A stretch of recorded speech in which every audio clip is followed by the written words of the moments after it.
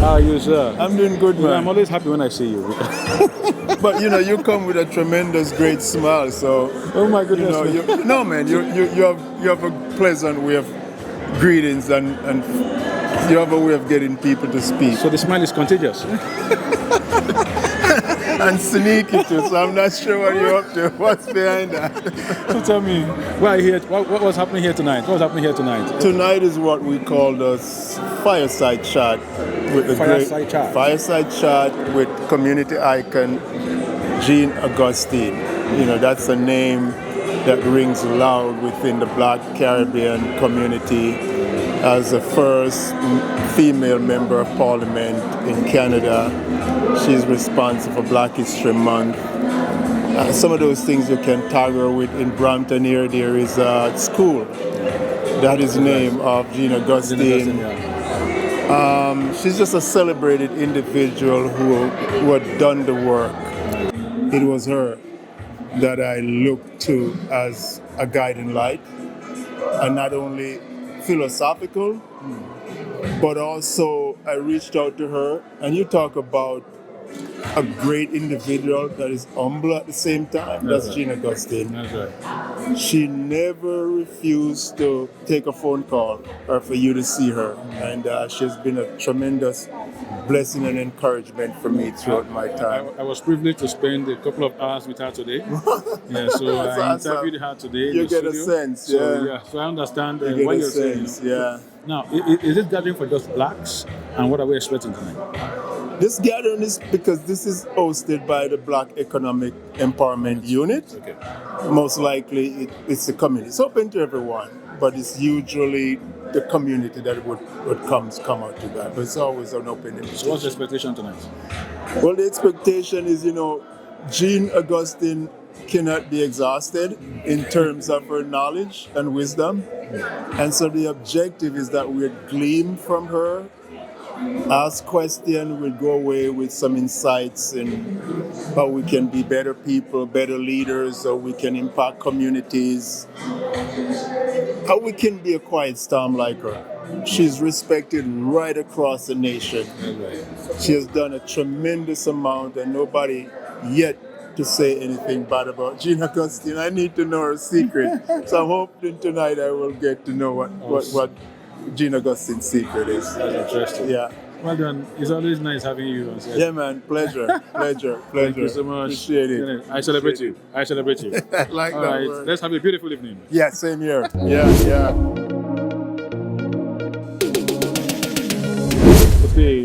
Okay. Your mouth is busy, man, and I'm finished now. Something nice is already going in for digestion. I'm enjoying a wonderful pizza. I'm doing excellent. Oh my! Well done. How are you doing, Pastor? I'm having a powerful day, my brother. I believe you. Yes. So tonight's meeting, so what's it all about? What are you expecting from Well, when you hear the name Jean Augustine, she is a Canadian icon. She is a champion for her community. Mm-hmm. So we believe it's going to be a beautiful evening. It is going to be a beautiful evening, and I have to tell you, I have heard Jean Augustine speak many times, but when you have somebody with her depth, you want to relish every opportunity to meet her. And for her to grace us with her presence again in Brampton, it's just an honor. Like, she's coming in my backyard. I couldn't stay home. Not for this woman and what she has done for our community. I have to come out and give her that honor. She's a matriarch. That's right. Yes. That's right. Mm-hmm. It's beautiful. So we look forward to a beautiful evening. Oh, definitely. Mm-hmm. I'm looking forward to hear her words of wisdom. That's what I'm here for. I'm here to hear her words of wisdom, and also to network with the community as well. That's interesting. Yes. Mm-hmm. Powerful Steve. Yes. Always nice having you. Thank you very much. It's always a pleasure being here. Yeah, pleasure too. All right, cheers.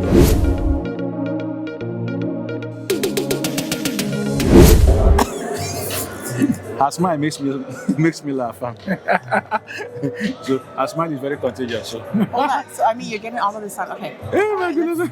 Let's. How are you? I'm well, and how are you? So you've abandoned me. So you after how many months now? And I caught her today, so she's here with me. Yes, you did. How are you? I've actually been busy in the community, just trying to be out there, make a difference, Plenty money, build right? the brand. Plenty money, plenty Oh dollars. my goodness, you know. And she never shares any one of them with me. So you see, I've seen some many now. How are you? I'm doing well. How are you? I'm good too. I'm good too. So what's happening tonight? So tonight we're here with the Honorable Jane Augustine, and we're just just sitting down, gleaning from her wisdom, and interacting with her tonight. And we're looking forward to this evening. Wow. When you have generals like this among you in your presence, it's good to sit at their feet and to hear the wisdoms that they have learned along their journey, because it helps you to build and to grow and to be a better person. So I'm really interested tonight. What specifically about her story has challenged you as a woman and as a black community leader? I think her resilience and knowing that she was the first. Whenever you're the first for anything, it causes you to look at things differently and to see people differently. So I see her as being not only the first woman in parliament, the first woman that was in government offices where, people of color would not be, the woman who was also the one that trailblazed with the Black history and made that be a staple in the country of Canada, where now that every February we know that we have to celebrate Black History Month because of this amazing woman who put that forward, and now it's like, she trailblazed along the way. So things like that I look at, and it makes me humble to know that if she can do it, I can also do it. I was interviewing her in the studio today, and she told me that. So if she can do it, then it means that exactly. That was her motivating factor, because she saw, she also saw that, from her background, where, those early days when the men were the people that were being pushed forward and all that. Exactly. She felt if a man can do it, I think I can also do this, right? So what are you really expecting tonight? One thing you're sure, or you're looking forward to taking home from this meeting tonight? I think just a nugget, just something to, when you're going along a journey and you just need that little morsel of strength to kind of push you and propel you to continue forward. So that just word of nugget to inspire and to continue to propel me forward. Because anything she says is golden, right? So I'm just really looking for that inspiration to kind of keep going. So it doesn't even matter what she said, but just, Interesting. In 30 seconds, let me allow you to introduce yourself to my viewers before I let you go. All right. So my name is Andrea Thompson. I am Mrs. Universe Jamaica 2023. I'm a host and a reporter and a community activist. Great to be here tonight to partner with you. So continue to be inspired. And remember, if Jane can do it, we can do it. All right. My name is Prince, and it's nice hanging out with you. Former Miss Universe. Jamaica. All right. Take care. Thank you so much. Thank you. Well done. Yes. Well done. Enjoy yourself. You too. You should go for another beauty pageant, right? I should.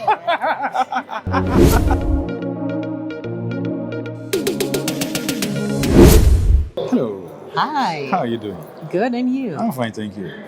Wow. Nice meeting you. So my name is Prince. My name is Diana. Diana. So who is Diana? So I am Diana. I am a formal school teacher. Wow. And right now I'm an educational consultant for a French Catholic school board called Mon Avenir. And I love to be involved in the Black community. Interesting. Yes. Diana, it's nice having you on set today. Thank you. I believe you've been doing quite a lot for the community. And I think that's key, right? Yes. So tell me about tonight.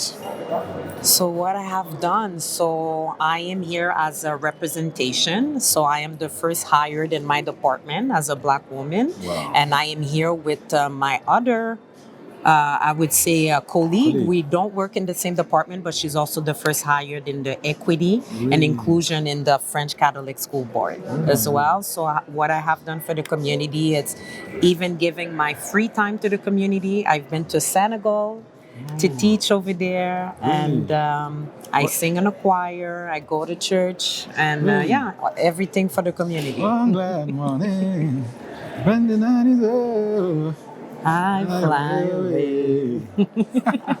We're starting church, right? Isn't it? That's it. If we do, we take an offering, right? So that's interesting. Yes. So tell me, tonight's meeting with Jane Augustine. Yes. So how is that beneficial to you and to your organization? So for me, she's a pioneer of the Black community. She contributed a lot. She paved the way. I have to be honest, I recently heard about her. Yes, from a colleague, and I also had talked to her. So your question was So how? now, Jean Augustine, how being in this event today, so how does that influence anything, concerning you as a community person, as a Black lady, and also the organization you represent? Yes. So I am actually here to really be part of this story. For me, it's history, right? She represents history, and I believe that she paved the way. She opened so many doors for the community. And like I was saying before to you, is that I recently heard about her because I do understand that in the French community we still have this gap, this disconnect with all the like a Black Canadian culture, and I think that we're here to reunite and to be part of history because she's done a lot. She's done a lot. That's right. Yeah. So what are your expectations? What do you think will be your take home tonight? I want to learn What are you more. expecting? I'm expecting to learn. I'm expecting to learn. Wow. To learn. Yeah. That's interesting. Yes. Diane, thank you. Thank you. Nice Thanks for having having you me. Yes. All right, please have a good evening. Yes, I will. All right, Go cheers. record.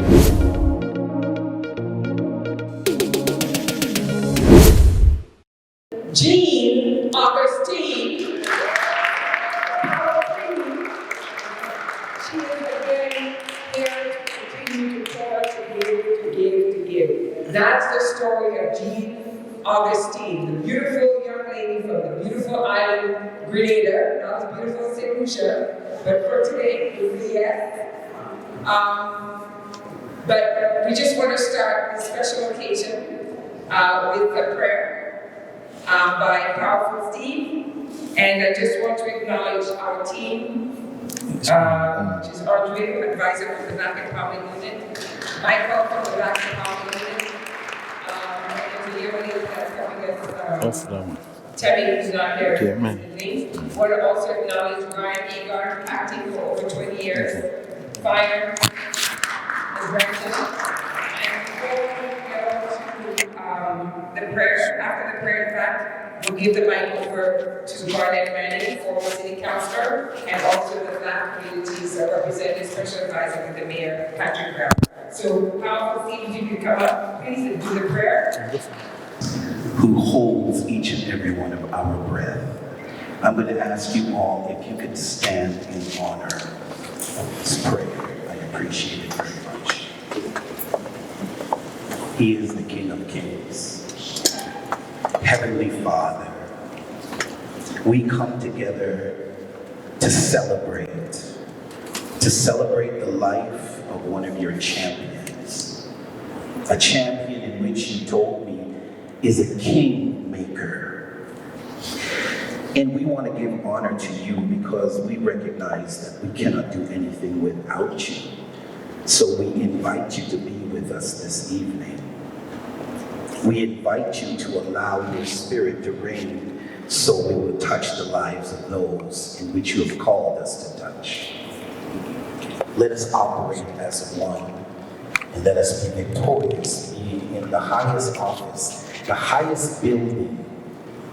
We are standing in it right now. And we honor those who allow us to stand here. In the name of Jesus Christ, I pray. Amen. Would be one of those individuals that if she wanted to, you would have to make an appointment for months just to see her. So I started out in my political journey in the early 2000s, and I ran for office in 2003, and I was elected to be a city councilor in the city of Brampton. I served for several years, and then in 2010 I ran for mayor of the city of Brampton, and did very well. Obviously I wasn't elected, but the numbers were big. 15,000 people came out to support me. Jean Augustine was always so accessible. And one thing I remember, and you probably remember, but when I lost my re-election, I was driving on the 420. So I lost, we ran in this election and we lost. A lot of things happened. You know, election time over, a couple weeks passed by, and I'm driving on the 427 to Malton, and my phone rang. It was Jean Augustine. Garnet, how are you? I'm fine. Madam Jean, I saw it. I saw the number on my phone back then, 2007, 2006, someplace there. There was no Bluetooth, but you came up on my phone and I had to pick it up because I didn't want to miss that call. And she said, Garnet, how are you? And I said, I'm doing fine. She said, I'm sorry to hear that you lost, but when you fall off the horse, make sure you get up quickly and get back on. I still remember that, Madam Jean. I still remember that. Your life is a living testimony to all of us of someone who is great.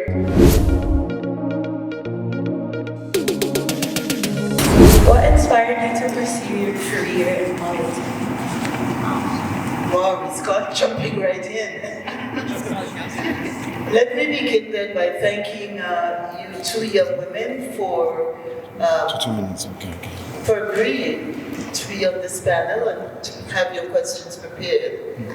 But let me address the fact that when and the economic, what is Black Empowerment Unit. Black Economic Empowerment. Black Empowerment EU for arranging and making this evening possible.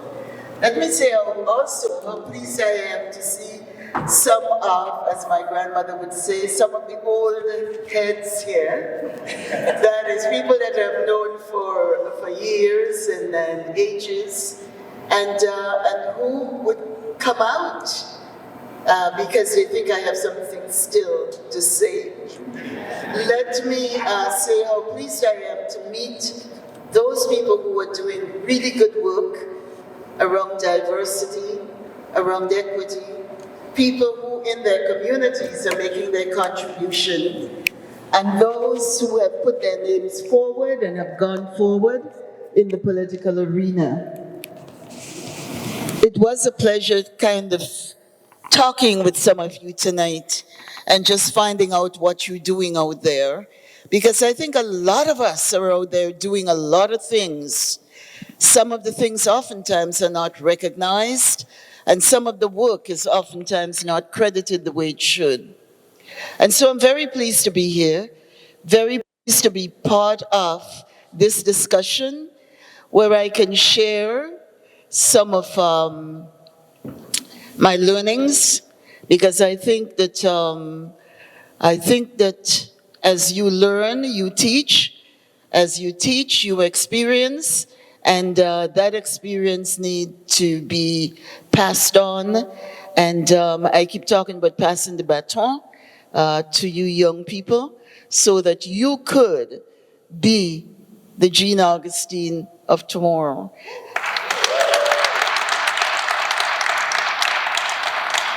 Someone said to me kind of roughly the other day, do you know you have more miles behind you than you have ahead of you?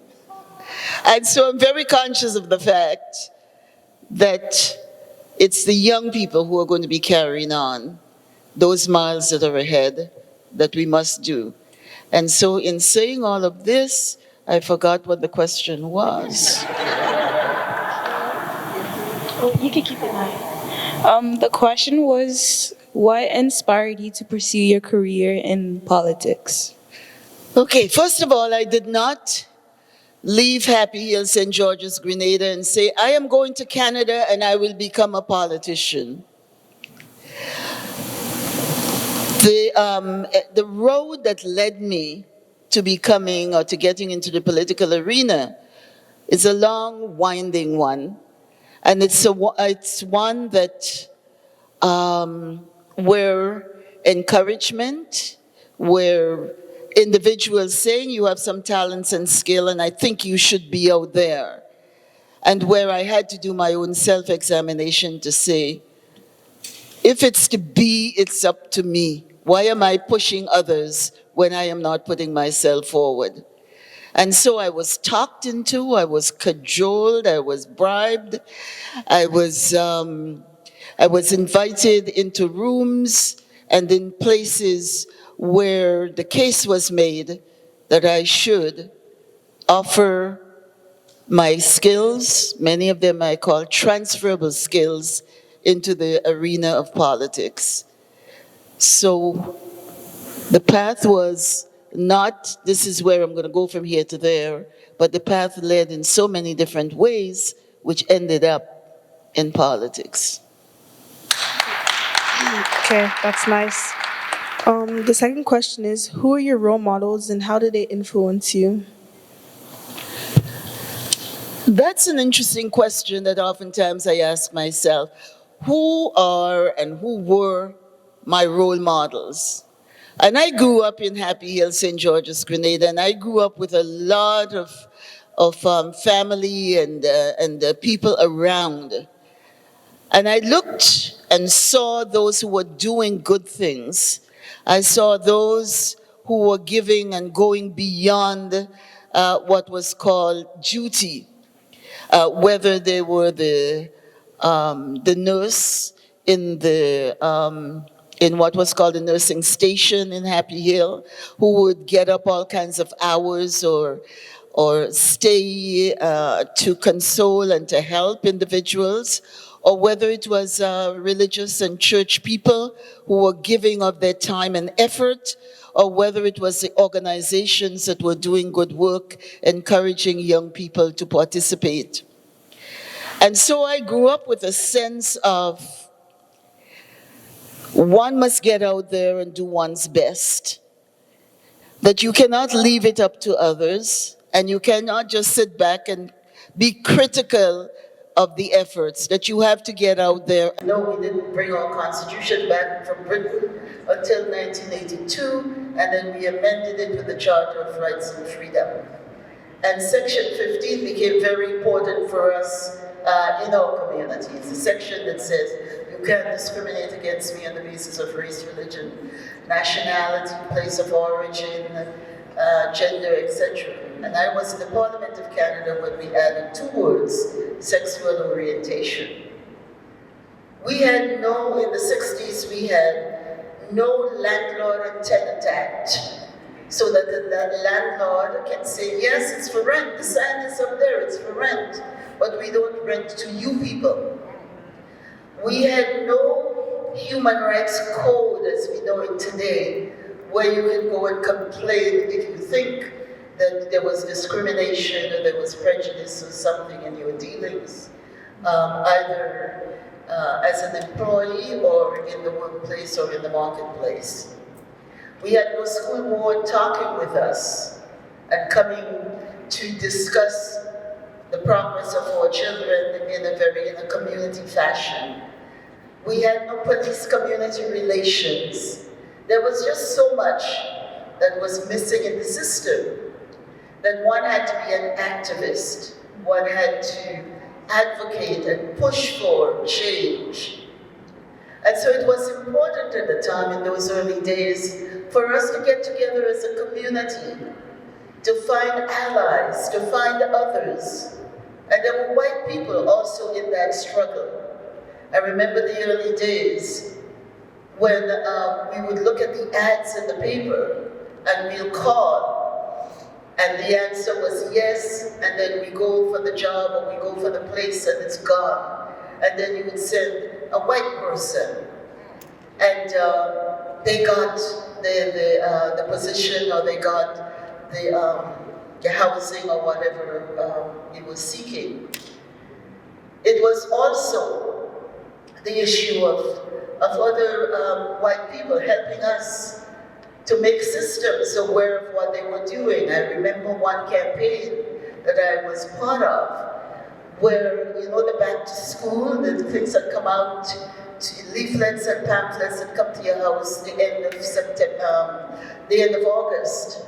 And it was all beautiful, blonde, blue-eyed children in pretty dresses and pretty suits, and none of them look like your children or my children. And the campaign to get all of those pamphlets, roll them back and bring them to Eden's and Simpson's at the time, and say until you can have some children from the chat, and it gives us an opportunity to further expand or to further continue the conversations. So I know a lot of the parents sometimes say, I wish my boy could come. We try to do things with father and daughter. We did a baking class on a Saturday with father and daughter, and we try different things. But oftentimes we don't get the men responding in the same way as mothers do.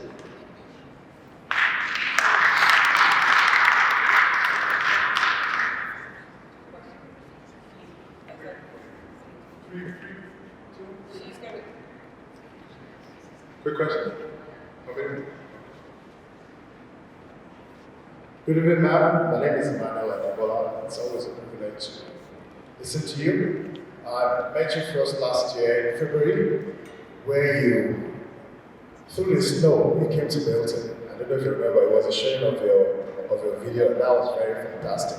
One of the things you said at the end of the video was that as much as you're done, you still wanted to see the arc. I don't remember the full thing, you talked about the arc moving forward. And I wanted to ask, we're very grateful to you for the Black History Month. I think everybody here is indebted to you for that. But there's a growing consensus that whereas we appreciate a month being dedicated to the Black community where everybody almost wants to be seen to be pro-Black, there's a consensus thinking that Black excellence is actually the goal.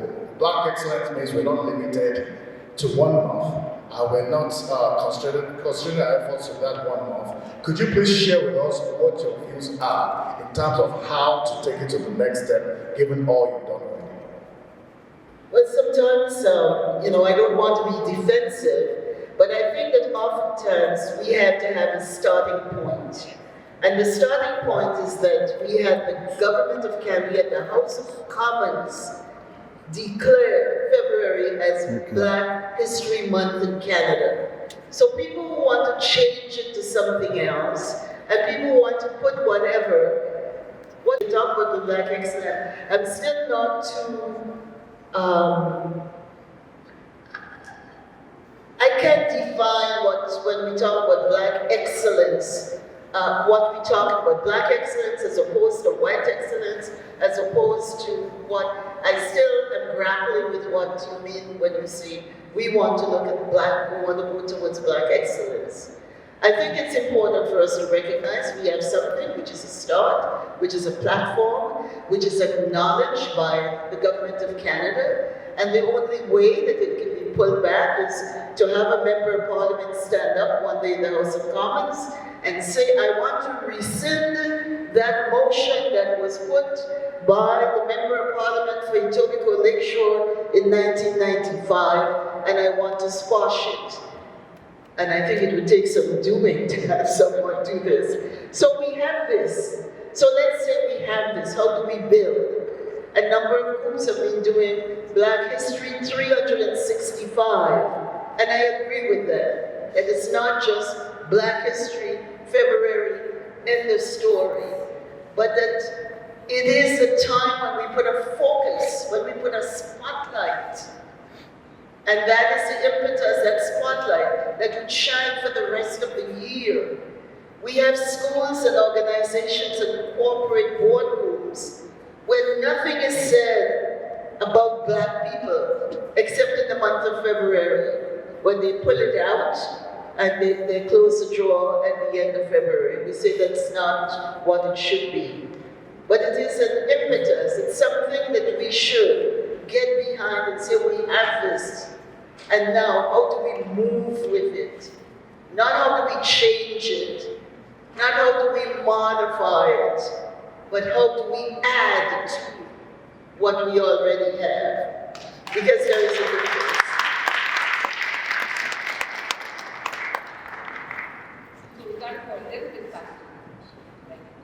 Good evening, and it's an honor to be here. I'm Pamela Harper Queen, Augustine, my question is, in your opinion, what has caused the most detrimental effect on our young people in the last 10 years? In the last 10, I was reading something really recently, and they were saying that the COVID and the isolation and the way that young people were kept away from integrating and playing and communicating and interacting with each other created a lot of difficulties for young people. And that some of the mental health situations that we see right now is as a result of that isolation that was felt, where young people could not go out and make friends and go out and do the usual recreational and other things, where they were forced into communication with brothers and sisters and a home environment that oftentimes was not the most supportive, and that the residue of that is being held and being felt now. And educators are talking about these new young people that they're seeing that have come through. It relates to your center, and I know it's for girls. Would you consider doing something for the boys, like having another center specifically for boys? Okay. I have a good question. Yes, I hear that all the time. For example, the Christmas party that we have, and whenever we do have social occasions, we do the whole family.